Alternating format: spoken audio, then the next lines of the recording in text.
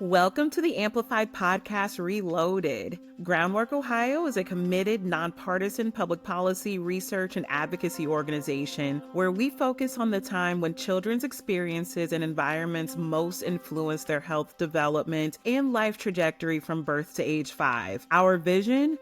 That Ohio is the best place to be a young child, and every child has the opportunity to reach their full potential. Well, greetings and welcome to Groundwork Ohio's podcast. For today's episode, I am grateful to be joined by Angel Casillas. She currently serves as a family support program manager with Birthing Beautiful Communities. Angel is a wife, a mother of 2. She is passionate about empowering Black and Brown families through prenatal and postpartum education and support programs aimed at fostering strong, healthy foundations. With degrees in early childhood education and marriage and family therapy, along with certifications as a postpartum doula and young adult relationship and family coach, Angel brings both deep expertise and a heartfelt approach to her work. She is dedicated to uplifting families and creating lasting change for future generations. Welcome, Angel. Hi, thanks so much for having me.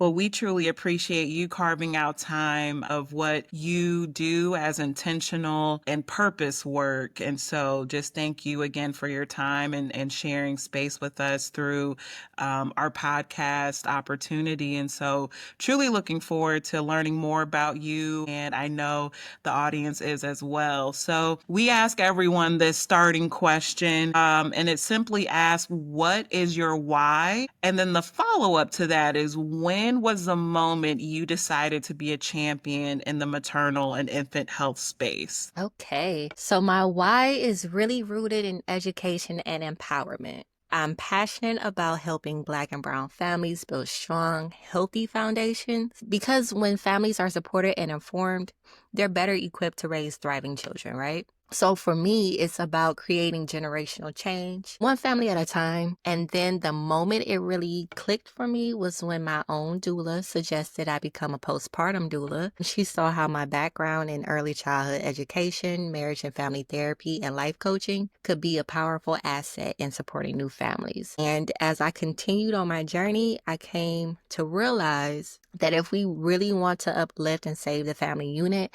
we have to start with the mom. That's really where the foundation begins. So becoming a postpartum doula wasn't really just a career move for me. It was the exact place I needed to be to make the real difference that I was looking forward to making. Well, thank you so much for sharing that. I truly am. I love hearing someone's origin story. And so pinpointing that exact moment, I think is so important to just really drive your why. And especially just being in such challenging work, whenever you find yourself like, why am I here? Why am I doing this?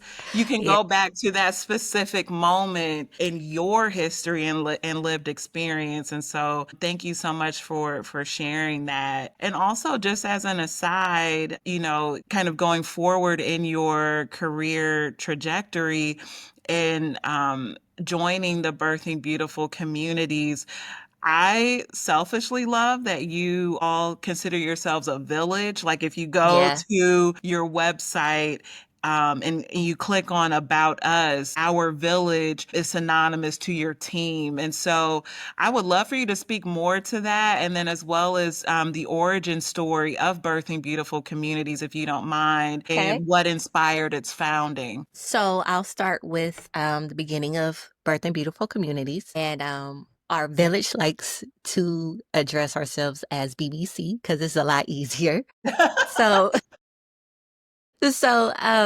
BBC started in 2014 by a group of professionally trained African American doulas, and they were all passionate about making a difference in their community. So their goal was to train and certify Black women to help tackle the high infant mortality rates. Yes. And that's what we do. Being a part of that village as a doula, it's a very fulfilling thing. Like, I've never had a job that made me feel as good as I do. I never had a job where my coworkers feel more than coworkers. Like, because we all have the same passion. We are all here to uplift and build families and strengthen other Black birthing people.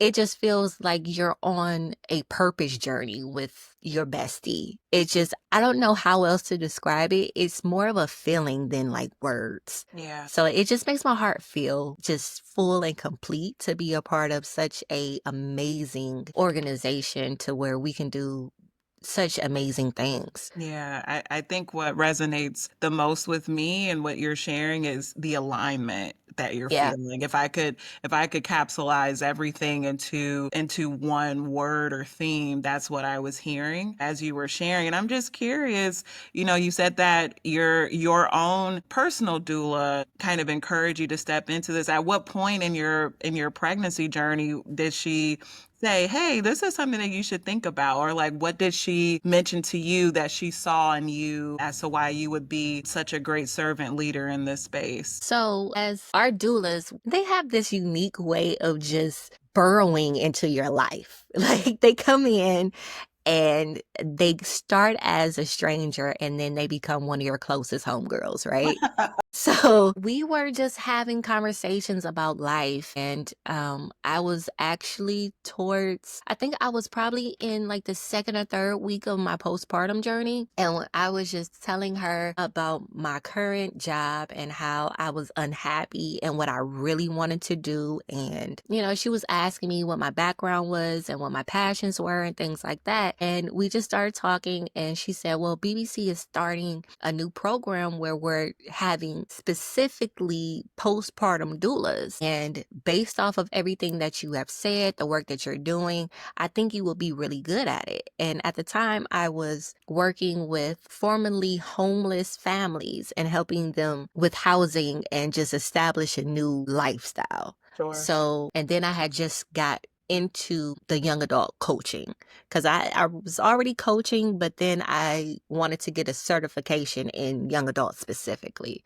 Okay. So that's really where my heart was. And then when she heard all of that, she was like, yeah, I think you will be good in the postpartum space, Wow. especially with the early childhood aspect coming through. Absolutely. She was absolutely right. Like everything that I ever wanted to do, I was able to do in that space. Hmm. And then moving forward, they recognize that I'm an educator by heart.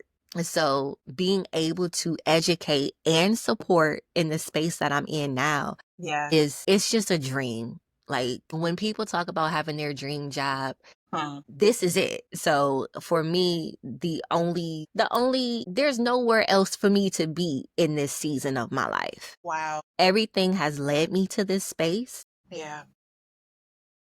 And like I said, my assignment is building healthy families. And where else can I do it but a space that was created to birth family? That's right.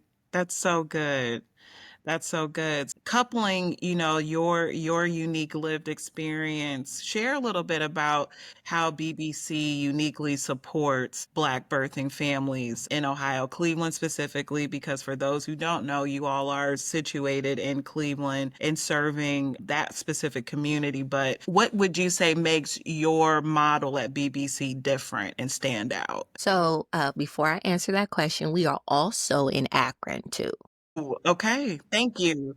Listen, plug, plug, plug. There we go. Right? Yes. Okay, so Birth and Beautiful Communities is culturally rooted in supporting Black birthing families in Cleveland and Akron. So, one of the biggest ways we do this is by providing doulas who are specifically trained to support Black birthing people, not just physically, but mentally and emotionally as well. Our doulas are grounded in the history of Black birth practices and are equipped to meet families exactly where they are. So when they go through the training, a part of our training is specific to Black birthing practices and our history. In addition to that, we connect our clients to mental health support through OWN, which is our wellness network. And we link families to Black mental health professionals and support groups that understand their experiences. And we also offer classes and resources that are tailored specifically to the real life challenges that our clients face, which helps them feel empowered and prepares them for every step that may come their way. One of the things that I've really been hearing from a lot of people that I've spoken with is that BBC is holistic, it's intentional, and we're all about creating healthier outcomes for Black families. And me personally, I feel like this is top tier. Like, when you're trying to make a difference, there's no other place that could make this powerful of an impact in our community. I love that. And that I couldn't have summarized that better. So, thank you. I think that that's so important, because you do have to be so informed Mm-hmm. about the group in which you're serving, and what better way to provide that than to really understand that holistically, Right. and really embed intentionality throughout your various models. So thank you so much for sharing that. If you don't mind, can you share a story or an example of how your work has made a tangible difference in the life of a family? And I'm sure you have a few. Feel free to share whatever is on your heart. Okay. So one story that is super duper close to my heart is the story of one of my mentees that have been mentoring for over 10 years. She actually calls me and my husband her second parents. So we've been mentoring her since she was like, I want to say like 12, and now she's so when she became pregnant, at first she was real nervous about it and she didn't want to bring it to us because of the situation or whatever. But because of the space that I was working in, I had the honor of guiding her through her pregnancy and her postpartum journey. Yeah. And at the time, I was just the postpartum doula, and she was assigned another doula here at Birth and Beautiful Communities. And this one specific day, she came over just to hang out with me and my son, and she mentioned that her body was sore. So we started doing some stretches together, just gentle movements to help open her up and get her body ready for labor. But she wasn't due for maybe like 2 or 3 weeks. I checked her stomach. There was no contractions, anything. Like her belly was still sitting up to her chin. So I was not concerned that this baby was coming at all. So we talked about her birth plan, her postpartum plan, the things that she wanted to experience as a mom, all of these things. And then she went home and she was like, I feel so much better. I was nervous, blah, blah, blah, blah. So when she called me when she got home, she FaceTimed me and she, like, when I turned on the camera, it was just her car seat. It was just the seat of her car. And I was like, why are you showing me your seat? What is this? Why is there water in your seat? What are you doing? And she was like, she said, I'm not sure, but there's pee in my seat. I said, is that pee or did your water break? Right. Right. So she smelled it and she was like, it doesn't smell like pee. And I'm like, no, are you still leaking? Like, what is happening? Oh my gosh. Wow, look at So, technology. When was right? this? The baby is so this was like 2 years ago. That's so hilarious. So, FaceTime. Okay. right. So she says, what am I supposed to do?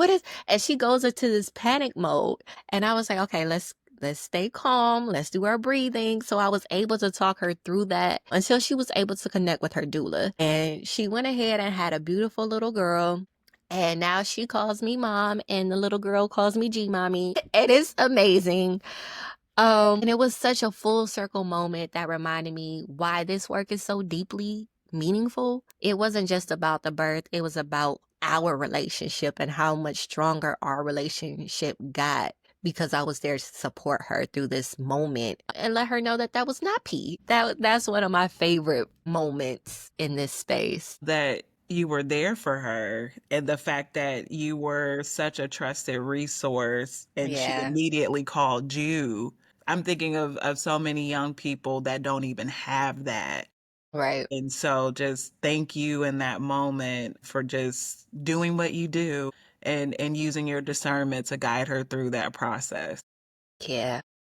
So, we at Groundwork, we obviously work really closely with state policymakers and a diverse group of stakeholders to really advance policies in the early childhood space. And so, one of another unique audience that we are galvanizing are our local policymakers across the state. So, this next question, what role do you believe local policymakers and community leaders play in addressing maternal and infant health outcomes? How do we hold these folks accountable that have access to funding and access to systems that can truly create the change that we need for our infants and birthing people? Okay, so local policymakers and community leaders play a huge role, um, and it's real essential to creating lasting change. So they have the power to shape the systems that impact maternal and infant health.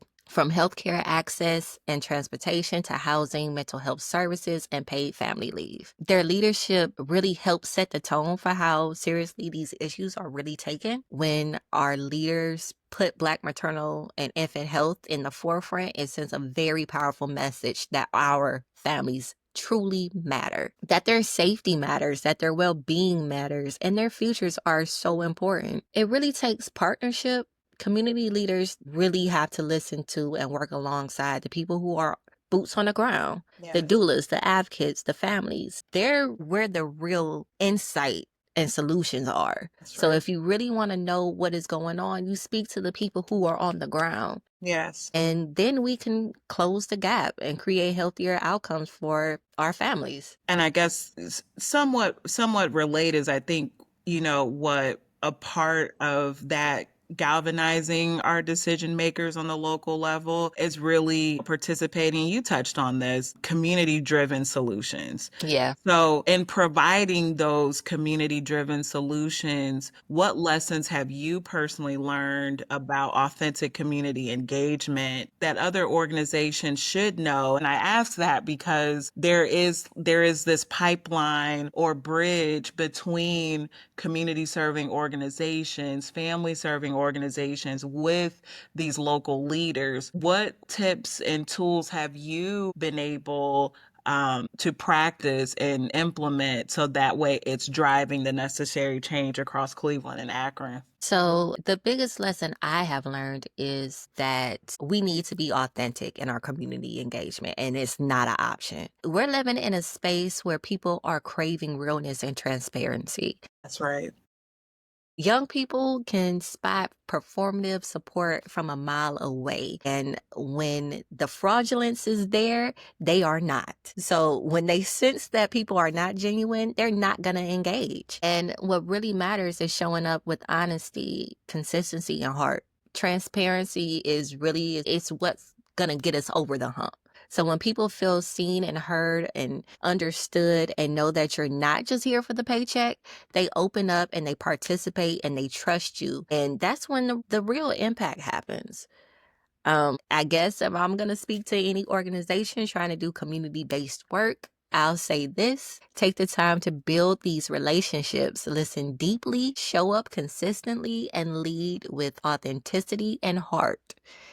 That's really the only way that we're going to see meaningful change. That's so good. Repeat those last 4 points. Let I me see want if I people. can say it. Yes, I need them repeated for those who are listening. Listen deeply, show up consistently, and lead with authenticity and heart. Thank you. Listeners that may just be learning about Birthing Beautiful Communities or BBC, and they want to support this work. So, whether they're individuals, businesses, policymakers, what's one tangible action that they can take today? The thing that they can do today is listen and invest. It could be listening to the voices of Black moms and birth workers in your community, learning about their experiences, and supporting organizations, specifically ours, or any other organization that is already doing the work, whether it's through donations, volunteering, or simply just talking about it. And to go a little bit more further, I'm going to add a little plug here. Yes. BBC is currently in the process of opening a birthing center, which will be a safe space for culturally grounded space for families to receive the care that they deserve. And one of the things that is so phenomenal about this Black birth center is that it's made by Black women for Black women. Everybody on the project is a Black woman. Wow.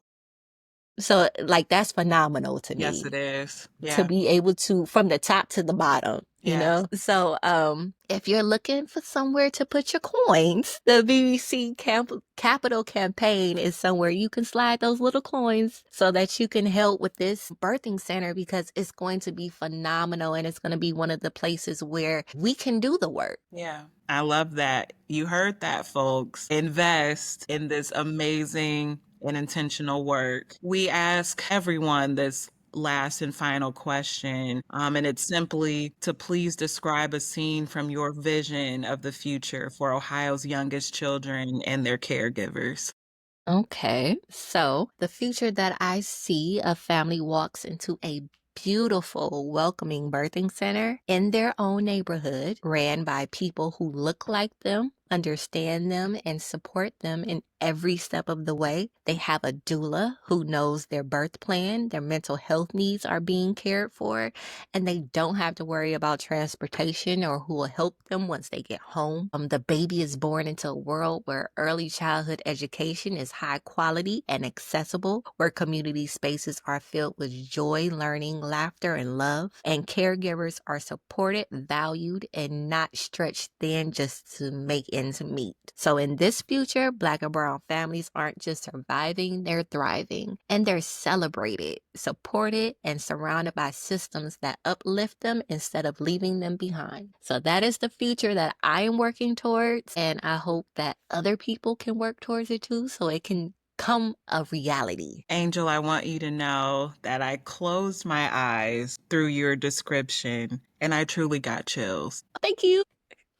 And I am hopeful with you that this can be achieved. And maybe not within our lifetime, but it will be achieved. Thank you so much to Angel Casillas for joining us today. Please remember, if you care for or love a young child in Ohio, you are an expert and your voice matters. Amplify your voice by sharing your own story, supporting others and sharing their stories, and advocate for changes that will support families and young children in your communities. Please also remember to rate, review, and subscribe to the Amplified Podcast Reloaded on the Groundwork Ohio YouTube channel. If you wish to engage with Groundwork Ohio to amplify your voice and support policies to improve the lives of Ohio's youngest children, please visit www.groundworkohio.org. Until next time.